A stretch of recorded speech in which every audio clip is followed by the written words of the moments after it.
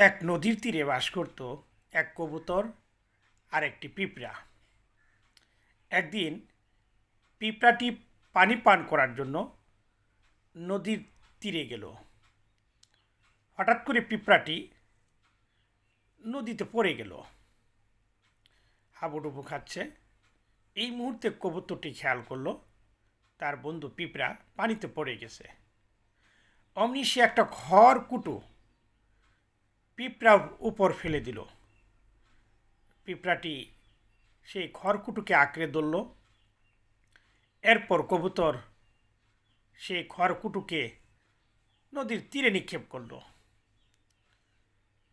এরপরে পিঁপড়াটি পানিতে ডুবে যাওয়া থেকে সে রক্ষা পেল এবং বেঁচে গেল। অনেকদিন পর এক শিকারী কবুতরটিকে শিকার করার জন্য বন্দুক তাক করেছে।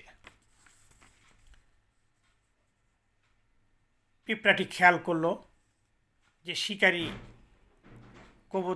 কবুতরটিকে শিকার করে ফেলবে। যেই শিকারী বন্দুকটি তাক করেছে, সঙ্গে সঙ্গে পিঁপড়া কী করলো, শিকারীর পায়ে কুট্টুস করে একটা কামড় দিল। কি আর করার, কামড়ের ব্যথায় শিকারী ওই কবুতরকে শিকার করার পরিবর্তে সে তার পায়ে চুলকাতে শুরু করলো। আর সঙ্গে সঙ্গে কবুতরটি উড়ে চলে গেল। কবুতরটিও প্রাণে বেঁচে গেল।